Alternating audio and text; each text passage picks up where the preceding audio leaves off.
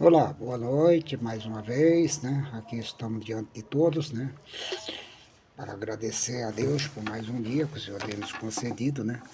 De estar na sua casa, na sua presença, né?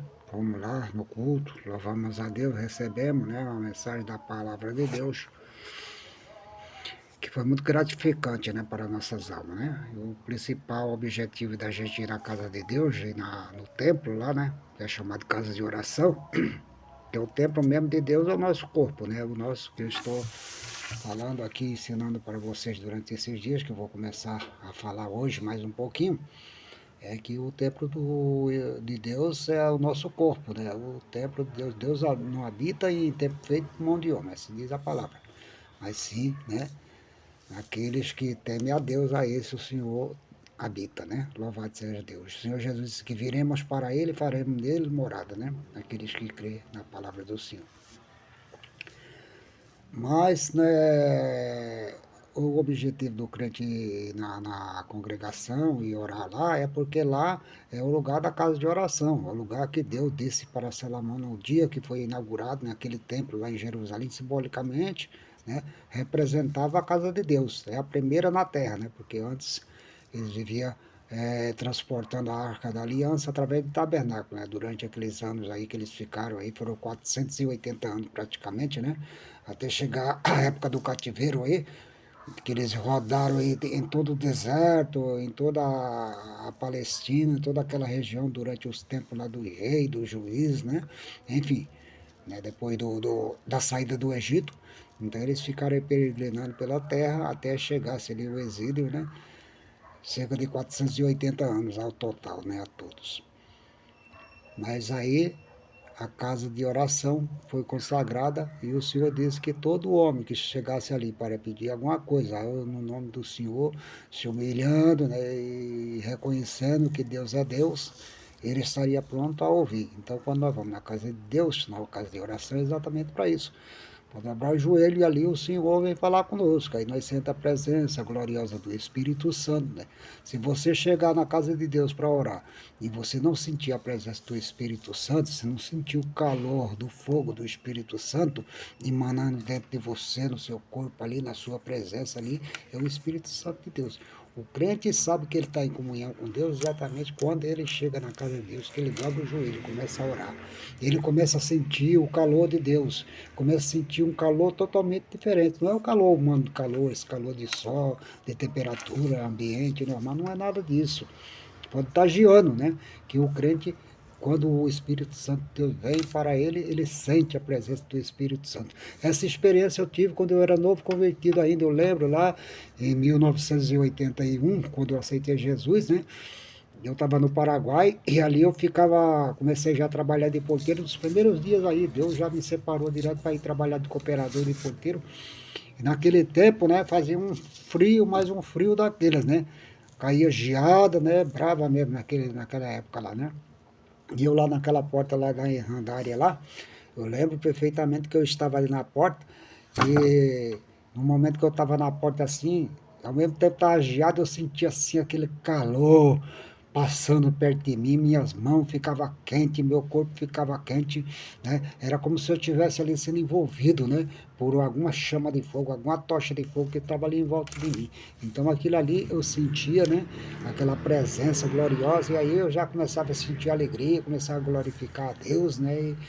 E glorificava a Deus, e glorificando a Deus ali, né? Com poucos tempos aí o Senhor me visitou e me batizou no Espírito Santo, me selou, né, com o selo da promessa. Louvado seja Deus. Mas a presença do Espírito Santo de Deus eu comecei a sentir logo no início. Então hoje quando eu vou para a casa de Deus, que eu chego lá, que eu dobro meu joelho e começo a orar, se eu não sentir a presença do Espírito Santo na minha vida, no momento que eu estou orando, pode ter certeza que a minha vida não está certa, eu cometi alguma coisa de errado, tem alguma coisa que está errada, que o Espírito Santo de Deus se afasta. Não é que ele sai de você, mas ele se afasta um pouquinho. E a Bíblia nos diz: não entristeçais o Espírito Santo do Senhor que habita em vós. Aleluia. Então, meus queridos e amados ouvintes da Palavra de Deus, é muito importante que o crente saiba disso, que o Espírito Santo de Deus é uma presença real na vida do crente. Na hora que você está falando, igual agora mesmo. Agora eu comecei a falar de Jesus, falar do Espírito Santo, o fogo já começou a queimar aqui em mim, já começou a aparecer, sentir a presença de Deus na minha vida aqui, né? Através da minha boca, dos meus lábios, né? O Espírito Santo vem e nos envolve de uma maneira que é somente o crente que sente isso. Outra pessoa no mundo jamais vai sentir isso. Só mesmo salvo, só mesmo aqueles que têm a Jesus Cristo em sua vida que sente esse prazer, essa alegria, né? E aí você começa a ser tomado pelo Espírito Santo de Deus e você fica praticamente anestesiado, fica totalmente fora de controle, né? Não é êxtase, igual a gente vê em algumas religiões afros por aí, né? Cada um tem os seus seguidores, tem a sua maneira de servir, de seguir os seus cultos, né? Um outro dia eu estava pregando a respeito de culto, né? Então é assim, o que interessa é que você sabe examinar o Espírito, você sabe que está servindo ao Deus vivo, ao Deus Pai, ao Deus Filho e ao Deus Espírito Santo. São a trindade, né? Louvado seja Deus que nós servimos. Então, meus queridos e amados ouvintes, e amigos que estão ouvindo nesta noite, fica preparado porque Deus sempre vai ter muitas coisas para falar conosco. Louvado seja Deus. Então, como ontem eu tinha programado, né, de continuar gravando aqui mais um trechinho a respeito da história da igreja, né? Então, vamos dizer, no momento que o cristianismo se preparava, né, para engatilhar, né, dar os seus primeiros passos, né, ali depois da crucificação e da morte de Jesus, da ressurreição, né, e ali começou já de cara a perseguição lá pelos cristãos, porque no caso da conversão de Paulo foi exatamente no momento desse, em que as pessoas estavam sendo perseguidas, os cristãos já estavam sendo perseguidos ali naquela época, né? Isso aí ele já tinha passado pelo Pentecostes, já tinha passado lá pelo, né, pelo batismo do Espírito Santo, já estava a igreja em toda a atividade, né? Ali Estevão, né, já tinha sido, no caso, foi morto, né, da conversão de Paulo, né? Porque o próprio Paulo diz a palavra de Deus que ele consentiu na morte de Estevão, né? Inclusive os soldados jogaram a roupa, os vestidos de Estevão aos pés de Paulo, né? Ele era o general que comandava aquela infantaria de pessoas que estavam ali. Aí no caminho que ele estava se dirigindo para a cidade de Damasco, né? Para ir para lá, né? Para pegar e prender e fazer as mesmas coisas que estava fazendo já com os cristãos, foi ali que ele foi, diz, né, ele próprio diz assim, que ele foi, teve um encontro com o Senhor Jesus como abortivo, né? O Senhor o cercou no meio da estrada e ele caiu por terra lá e ali foi o encontro de Saulo, né? Que era o famoso Saulo de Tarso, né? Que em seguida, com mais passado o tempo, depois que ele chegou lá, que Ananias orou por ele, falou, agora tudo chamará mais Saulo, mas sim Paulo. Veja que os homens de Deus, quando tem uma grande missão pela frente, sempre é trocado. Abraão foi trocado para Abraão, né? Louvado seja. Jacó foi trocado. Só o único que não trocou o nome foi realmente Isaac, né? Isaac ficou sendo Isaac mesmo, né? Mas porque ele estava no meio, né? Ele estava no meio da transição, né? Aí Jacó, né? No caso lá, Jacó, sim, aí isso foi mudado para Israel, a qual veio dar o nome a essa nação que hoje está aí, o país chamado Israel, né? Louvado seja Deus. Então, nas condições, né, que nós vamos ver agora, né, vamos entrar um pouquinho aqui a respeito dos primeiros passos do advento do cristianismo, né, que era uma religião que estava iniciando, dando seus primeiros passos ali por Roma, toda aquela região da Grécia, né, e todos aqueles países vizinhos ali, aonde que o cristianismo estava sendo levado, né, e pregado pelos homens de Deus, que ali receberam os discípulos, né, porque ali você vê que eles eram 12, mas no dia de Pentecostes lá disse que era 120 que estavam reunidos, né? Mas a multidão dos discípulos era muito maior, porque Jesus, uma vez, já tinha mandado uma missão de 70, né? De dois em dois, né? E havia muitos discípulos de Jesus que não eram discípulos assim, existia discípulo oculto. No caso do José de Arimateia, por exemplo, é um deles. O José de Arimateia que pegou o corpo de Jesus lá para sepultar ele lá na própria sepultura do José de Arimateia, era um dos discípulos ocultos. José de Arimateia era discípulo de Jesus, mas estava quietinho lá escondido, né, com medo dos soldados romanos, provavelmente, porque ele também era um homem de posse, um homem de conhecimento ali de Jerusalém, né? Então ele tinha todo o acesso lá no meio do ricão, lá, do pessoal lá da sociedade, então ele vivia uma vida tranquila, né? Mas era discípulo de Jesus, né? Que a Bíblia nos fala que ele era discípulo oculto, assim escreveu, né? O que escreveu o Evangelho falando a respeito dele, que é João, né? Mas aí em Atos dos Apóstolos também, que nos fala a respeito. Mas aqui é o seguinte, as condições religiosas e intelectuais, né, da época que se deu o advento do cristianismo. Bom, a velha religião dos judeus, né, e dos deuses da época, né, da Grécia e de Roma, né,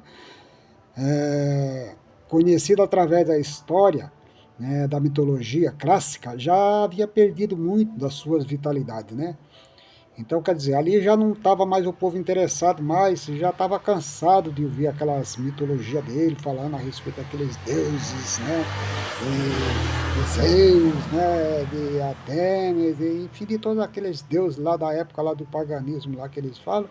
Então essa religião já estava praticamente sem influência, o povo já não sentia mais nada por ela, né? Até o próprio povo comum, né, já não sentia mais nada. Então o imperador Augusto, ele ficou preocupado com isso, né? Ele falou, poxa vida, agora o pessoal, porque a religião na época era tudo, a religião era que dominava a massa, né, humana lá do pessoal, era através da religião. Então ele fez um grande esforço, né, esse imperador Augusto, né, para tentar reanimar, né, o templo lá do pessoal, né, enquanto que o cristianismo, né, começou a nascer, começou a aparecer, né, dar os seus primeiros passos ali naquela religião, né, enquanto vinha a declinação lá das religiões tradicionais, né, então o cristianismo ele começou a surgir, né. Bom, a religião de Roma como Estado, né, como o esforço do Augusto, né, então ele começou a estabelecer, né, a religião como Estado, né, na sua refinada forma de constituir-se, né, em veneração, né, das imagens dos imperadores antigos. Então o que é que ele fez? Ele pegou, né, os imperadores que eram antigos lá, os dominantes da época, né, que eles gostavam de ser tratados como Deus, né, na realidade na linguagem deles era Deus, para o povão lá era Deus. Só que o judeu, né, no caso lá, houve muita perseguição aos judeus, houve muita resiliência, né, entre eles, né, para não aceitarem. Desde a época de Herodes, né, o grande lá, né? Foi na época que ele construiu aquele monstruoso templo lá, né, e construiu também aquela... Desculpa aí. Construiu aquela águia enorme lá e tentou introduzir essa águia lá dentro do templo, né? E foi onde os judeus se revoltaram ali, houve uma chacina dos judeus na época, né? Os que não morreram ali, chacinados por causa disso aí, porque houve uma revolta, né? Então eles correram, se esconderam nas cavernas, e aí nas cavernas, diz aí a história lá, né? Que a maioria morreu de fome, de peste, de todo tipo de coisa escondido nas cavernas lá, né? Por causa de Herodes, por não aceitarem, né? Tem a famosa mesada lá, né? Que é o lugar onde que o Herodes tinha construído, né? Aquela mansão no alto lá, e eles tomaram conta dessa mesada lá, né?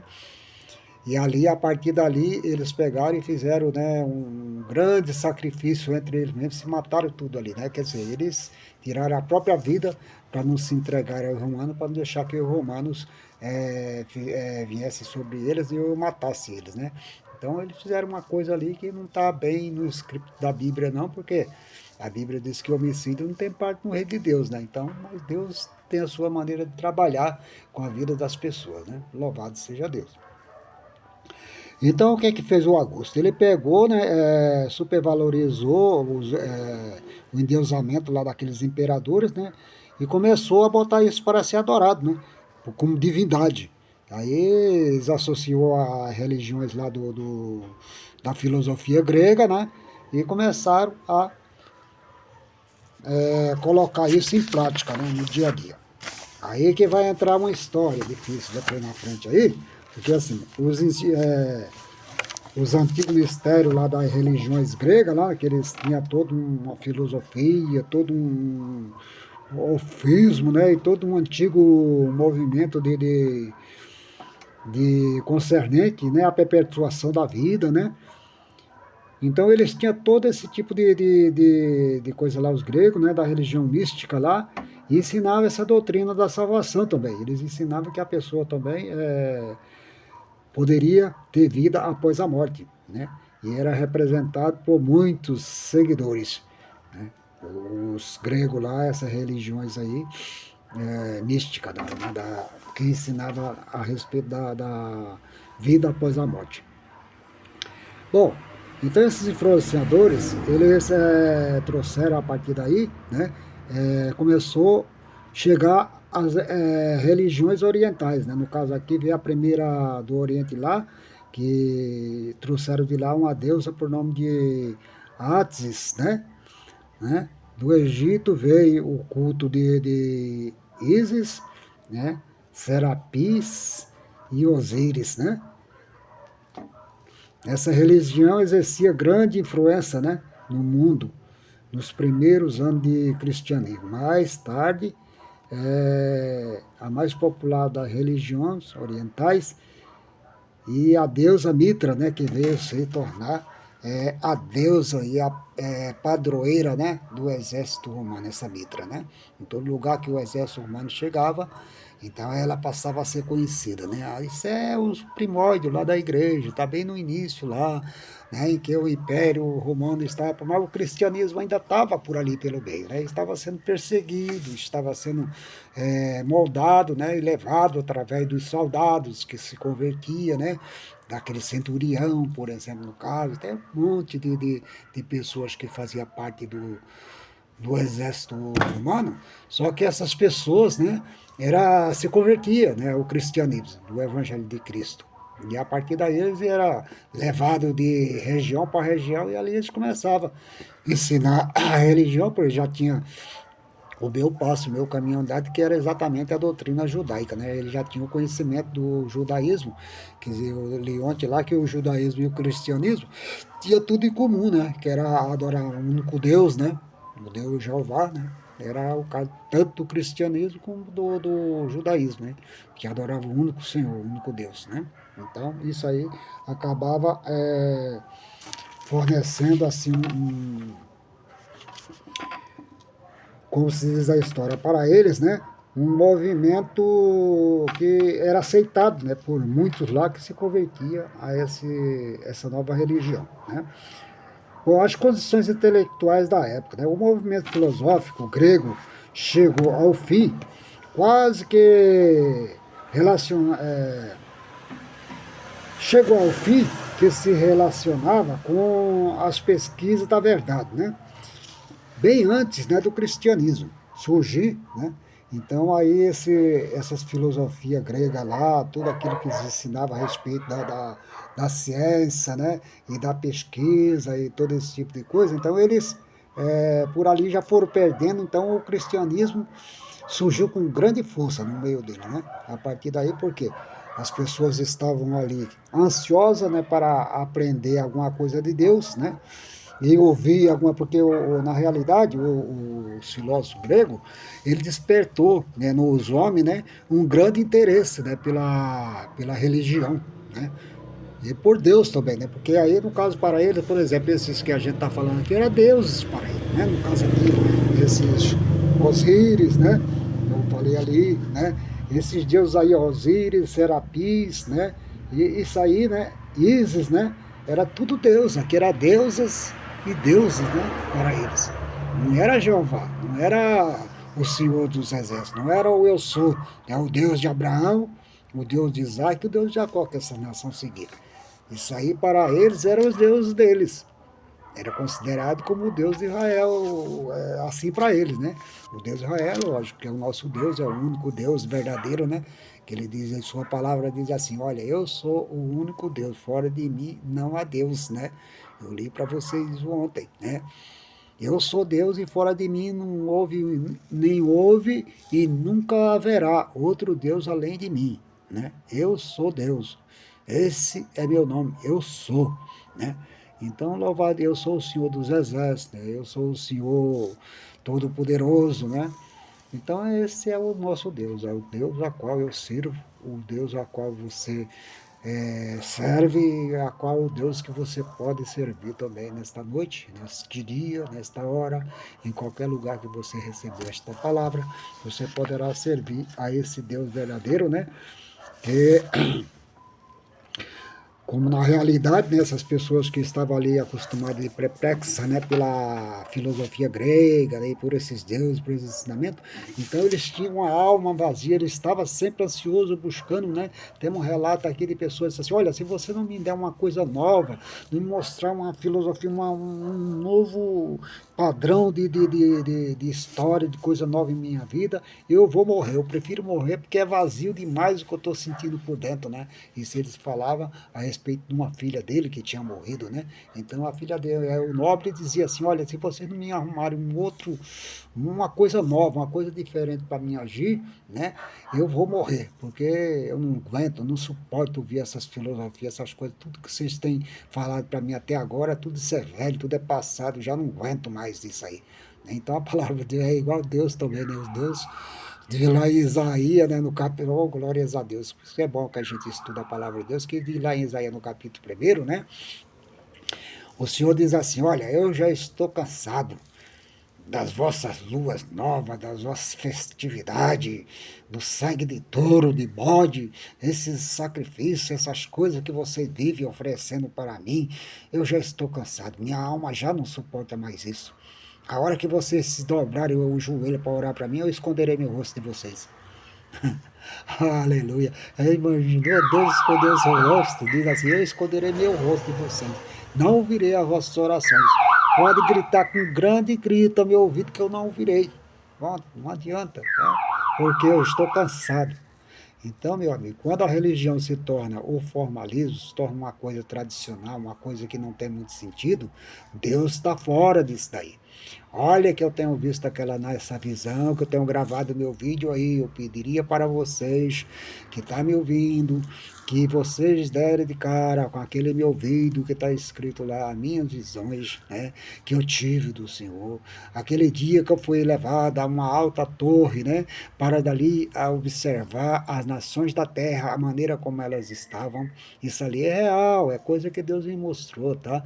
E o Senhor falou que, olha, esse povo que você está vendo aí, aquela multidão de pessoas, mas era um mar de gente para todo lado que eu olhava, né? É como se tivesse um círculo de 360 graus ali em volta, tudo em volta, era tudo gente, até onde a minha vista alcançava assim, eu só via aquele mar de gente, né? E eu via só o bramido, né, daquelas pessoas, uns gritavam, outros choravam, outros gemiam, outros faziam que estava como se estivesse pregando, outros como se estivesse falando línguas estranhas, era aquela barulheira, aquela confusão, parecia a Torre de Babel lá, quando os pessoal não se encontraram mais, né? Era a mesma coisa aquilo ali. Eu não conseguia entender. Aí o Espírito pegou e me falou comigo, aquela voz, aquele ser que andava comigo ali naquela visão, disse para mim, olha, fala para eles, né, que se eles não se converterem aí, esse pouquinho que resta aí, né, que eu perguntei para ele, né, a respeito desse pouquinho que tem ainda, que tem meu espírito, fala que se eles não se converterem a mim, não se arrependerem e não observarem as coisas que eu tenho falado e continuar praticando as coisas erradas dentro da igreja, eu vou tirar o meu espírito do meio deles.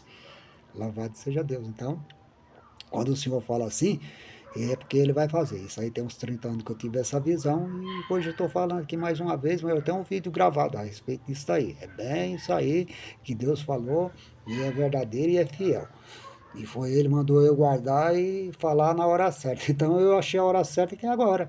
Aí em dezembro eu publiquei o primeiro vídeo meu aqui publicado foi exatamente a respeito disso daí. Eu estava, né, diante de Deus e o Senhor falou comigo, né, orando e buscando a Deus pelas madrugadas, pela noite afora aí, sempre procurando, né, orando a Deus, orando, orando. Aí chegou um dia que o Espírito falou comigo, escreve tudo num livro. Eu não tinha só tinha na cabeça.